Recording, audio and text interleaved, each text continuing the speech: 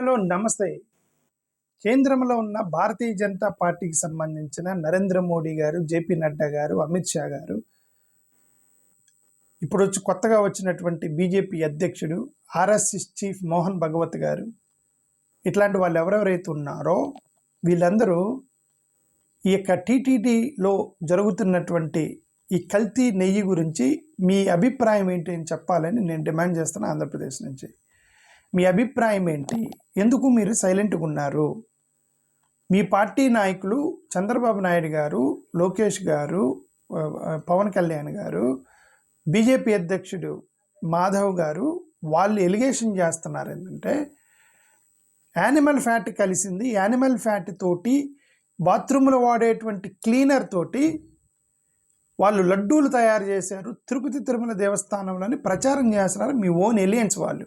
అలాంటప్పుడు చిన్న చిన్న వాటికి ట్వీట్లు చేసేటువంటి భారతీయ జనతా పార్టీ పెద్ద నాయకులు, హిందూ సెంటిమెంట్లు హట్ అయినాయని మనోభావాలు దెబ్బతిన్నాయన్న నాయకులు ఇప్పుడు సైలెంట్గా అందుకున్నారు అనేది ఒక పెద్ద ప్రశ్న నేను వేస్తాను మీకు. గతంలో స్టాలిన్ గారు మొన్న దసరా పండుగ చేసేటప్పుడు ద్రవిడియన్ పొంగల్ అన్నాడు, పెద్ద ఇష్యూ చేశారు. ద్రవిడియన్ పొంగల్ ఏంటి? అది హిందూ పొంగల్ అయితే పండక్కి ఇష్యూ చేశారు. మా ఐడియాలజీ ద్రవిడియన్ ఐడియాలజీ అంటే యాంటీ హిందూ అన్నారు. ఉదయనిధి స్టాలిన్ దీపావళికి విష్ చేయలేదట, హ్యాపీ దివాళి అని చెప్పలేదని ఇష్యూ చేశారు, యాంటీ హిందూ అని. దీపావళికి విష్ చేయలేదని. అతను గతంలో సనాతన ధర్మం గురించి మాట్లాడుతూ ఆ సనాతన ధర్మంలో ఉన్న కుల వ్యవస్థని తీసేయాలంటే యాంటీ హిందూ అన్నారు. పన్నీర్ సెల్వం గురించి ఏదో మాట్లాడారు.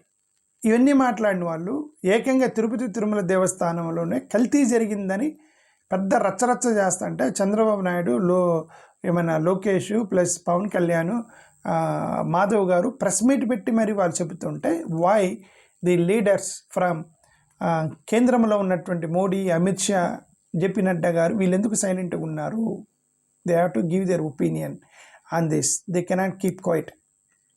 దీన్ని సాల్వ్ చేయాలి. ఆంధ్రప్రదేశ్లో నిజంగా యానిమల్ ఫ్యాట్తో చేశారా లేదా అనేది మీరు చెప్పాలి కేంద్రంలో ఉన్న వాళ్ళు. ఎందుకంటే మీరు హిందూ మతానికి ప్లస్ ఏమంటారు సనాతన ధర్మానికి రిప్రజెంటేటివ్స్ కదా మీరు. చిన్న చిన్న వాటికి ఎక్కడో తమిళనాడులో దీపం ఎక్కడ వెలిగించాలి అనే దాని మీద దేశవ్యాప్తంగా రచ్చ చేసిన వాళ్ళు మరి ఆంధ్రప్రదేశ్లో ఇంత పెద్ద గొడవ జరుగుతుంటే why there is a silence from national leaders? మీరు రెస్పాండ్ అవ్వాలని నేనైతే డిమాండ్ చేస్తున్నాను వాళ్ళని. ఓకే, గతంలో రాహుల్ గాంధీ మాట్లాడుతూ మన కంటికి కనిపిస్తున్నటువంటి ఇవన్నీ న్యాచురల్ ఇష్యూస్, రామాయణ అనేది మైథాలజికల్ అన్నాడని కేసు పెట్టారు అతని మీద. ఏది రామాయణ మైథాలజికల్ అన్నాడని, యాంటీ హిందూ, యాంటీ రామ్ అని రాహుల్ గాంధీ మీద ఒక కేసు ఉంది. అది కల్పితం అన్నాడని. ఓకే, హిందూని ఏదో వల్గర్ అన్నాడని చెప్పేసి సతీష్ జర్కోలి మీద కేసు పెట్టారు. రేవంత్ రెడ్డి గారు ఆయన నవ్వుతూ మన హిందూ దేవుళ్ళు చాలామంది ఉన్నారని ఏదో అన్నాడు, కరెక్ట్ గుర్తులేదు, ఏదో అన్నాడు. రేవంత్ రెడ్డి గారి మీద ట్రోలింగ్ చేశారు నేషనల్ వ్యాప్తంగా. ఈయన ఉమాంగ్ సింగారాయణ, ఆయన ఆదివాసీలు హిందువులు కాదు, నేను మొన్న ఒక వీడియో పెట్టాను, దళితులు హిందువులు కాదని చరిత్రతో చెప్పి, అలాగే ఆదివాసీలు హిందువులు కాదు, వాళ్ళ ట్రైబల్ రిలీజన్ అనేది సపరేట్ రిలీజన్ అని చెప్పి ఉమాంగ్ సింగారాయణ ఒక ఆయన, నాలాగే నేను వీడియో దళితులు హిందువులు కాదని ఎలా పెట్టినాను, అలాగా ఉమార్ సింగారాయణ ఆయన ఆదివాసీలు హిందువులు కాదని ఆయన చరిత్ర చెప్పాడు. ఆయన కరెక్ట్. ఆదివాసీలు వాళ్ళని ట్రైబల్ రిలీజన్స్ కిందకి వేశారు. ఎస్సీ ఎస్టీలని, బీసీలని, ఆదివాసీలని హిందూ మతంలో, బీసీలు కాదు, ఎస్సీలు ఎస్టీలు, అదే ఆదివాసీలని, షెడ్యూల్ క్యాస్ట్ వాళ్ళని వాళ్ళు హిందూ మతంలోకి తీసుకోవాలి. వర్ణ వ్యవస్థలో లేరు వాళ్ళు, వాళ్ళ ట్రైబల్ రిలీజన్ అన్నారు ట్రైబల్స్ని. అదే మాట ఉమార్ సింగారాయణ ఆయన ఆ మాట అన్నాడు, ఆయన మీద గొడవ చేశారు. ఓకే, హమీద్ అన్సారీ అనే ఆయన ఏదో మహమ్మద్ ఏదో అన్నాడని చెప్పి ఆయన మీద ఇన్ని గొడవలు చేసేవాళ్ళు. ఆంధ్రప్రదేశ్లో ఇంత రచ్చ జరుగుతుంటే ఎందుకు మోడీ గారు, అమిత్ షా గారు సైలెంట్గా ఉన్నారు?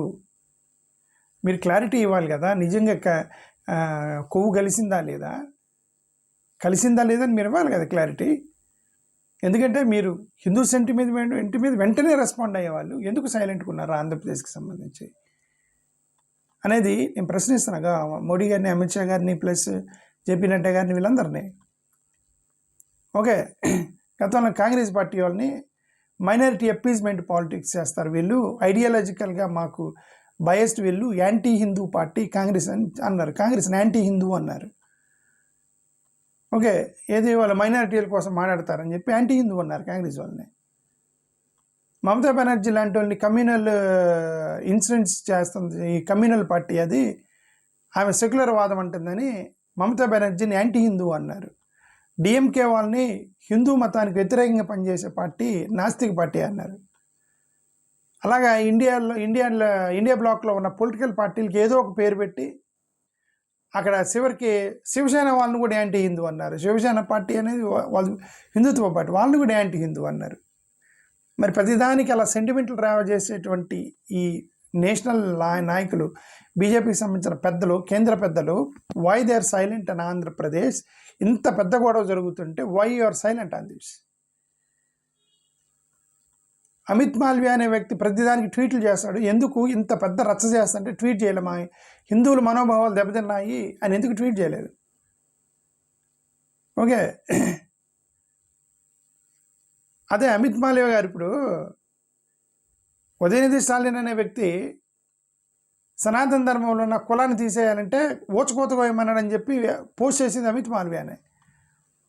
వేల లక్షల లడ్డులు కల్తీతో తయారయ్యి వాళ్ళు రకరకాల వ్యక్తులు కొన్ని సంవత్సరాల పాటుగా భక్తుల మనోభావాలు దెబ్బతింటున్నాయని చెప్పేసి ఇందాక మీ ఎలియన్స్కి సంబంధించిన చంద్రబాబు నాయుడు, పవన్ కళ్యాణ్, లోకేష్ ప్లస్ ఏమంటారు మాధవ్ గారు, వీళ్ళందరూ ప్రెస్ మీట్ పెట్టి చెప్పారు. వాళ్ళు ఇంత పెద్ద ఇష్యూ మరి అమిత్ మాల్వియా ఎందుకు ట్వీట్ చేయలేదు? Amit Malviya why he silent on this? Okay, Mamata బెనర్జీని యాంటీ హిందూ అన్నారు. ఎందుకు? ప్రతాప్ చంద్ర సాతంగి అని ఆయన ఈమెదో అందంటే యాంటీ హిందూ అన్నారు. ప్రతిసారి ఏది మతం ఏదో అంటారు, ఏదో అందండి అందని యాంటీ హిందూ అన్నారు. సో హిజాబ్ మీద ఎంత గొడవ చేశారు? కర్ణాటకలో హిజాబ్ గొడవ ఎంత గొడవ చేశారు? కేంద్రంలో హిజాబ్ గొడవ ఎంత చేశారు? అయోధ్య రామ మందిరం మీద సంవత్సరాల తరబడి ఎంత గొడవ చేశారు? మీడియా కల్చర్ మీద, మతాల మీద, సంస్కృతి మీద ఎక్కువగా మాట్లాడుతూ ఉంటారు. మీరు ప్రతిసారి వాటి మీద రాజకీయం చేసేవాళ్ళు. ఆంధ్రప్రదేశ్కి సంబంధించిన తిరుపతి తిరుమల దేవస్థానానికి సంబంధించిన ఇన్ని ఆరోపణలు జరుగుతుంటే, ఇంత గొడవ జరుగుతుంటే why you are silent on this అని I'm requesting Narendra Modiji and Amit Shaji to respond on this. Respond on this. నిజంగా కల్తీ జరిగిందా లేదా మీరు చెప్పాలి. కేంద్రం నుంచి మీరు చెప్పాలి. సెంట్రల్ ఏజెన్సీస్ మీ దగ్గర ఉన్నాయి. ఎన్డీటీవీ రిపోర్ట్ మీరు ఇవ్వాలి. సిబిఐ మీ చేతిలో ఉంది. ఏం జరిగింది, నిజంగా కల్తీ జరిగిందా లేదా అనేది మీరు చెప్పండి. మీరు చెప్పండి. ఓకే, మీ అదృష్టం ఏంటంటే మీరు ఎటు చెప్పినా రెండు పార్టీలు మీకే వేస్తారు.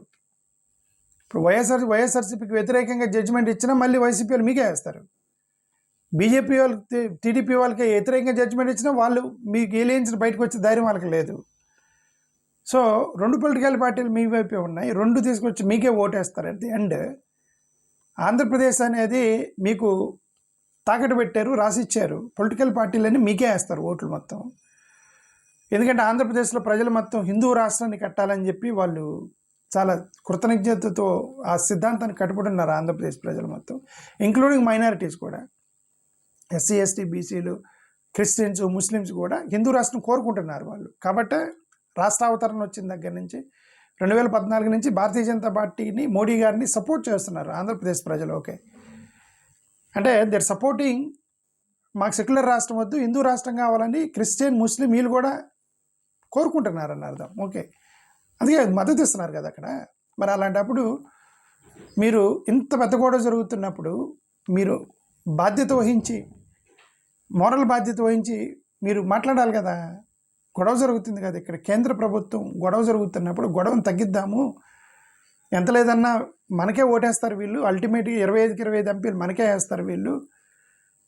ఓకే, మన ఫిలాసఫీలకి, మన ఐడియాలజీకి కట్టుబడి ఉన్నారు ఆంధ్రప్రదేశ్ ప్రజలు మొత్తం మూకుమ్మడిగా. మరి అలాంటప్పుడు మనం దాంట్లో గొడవను తగ్గిద్దామనే ఆలోచన ఎందుకు రాలేదు కేంద్ర పెద్దలకి అని అంటున్నా.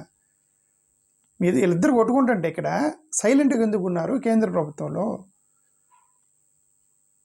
ఓకే, సరే పోనీ ఇద్దరు అపోనెంట్స్ అయితే పోనీలే, ఒకరికి దెబ్బ తగిలిద్ది, క్యాలిక్యులేషన్ వేసుకొని మన వాళ్ళకి లాభం వచ్చింది, అవతల నష్టం వచ్చిందని నువ్వు సైలెంట్ ఉండొచ్చు.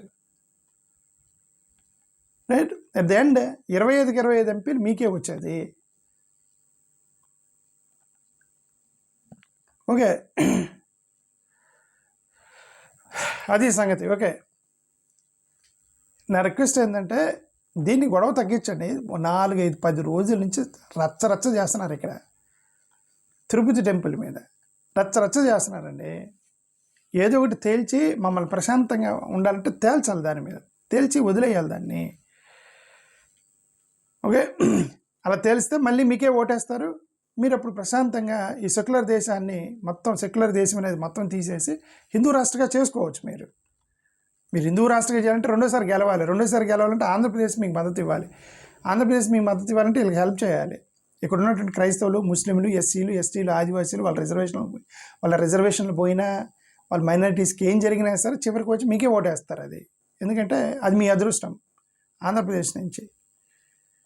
కాబట్టి మీరు చేయబెట్టి ఇక్కడ ఏం జరుగుతుందో మీరు దీన్ని గొడవలు తగ్గించాలని, కనీసం గొడవలు తగ్గించాలని మేము రిక్వెస్ట్ చేస్తున్నాం కేంద్ర ప్రభుత్వాన్ని. థ్యాంక్ యూ, నమస్కారం.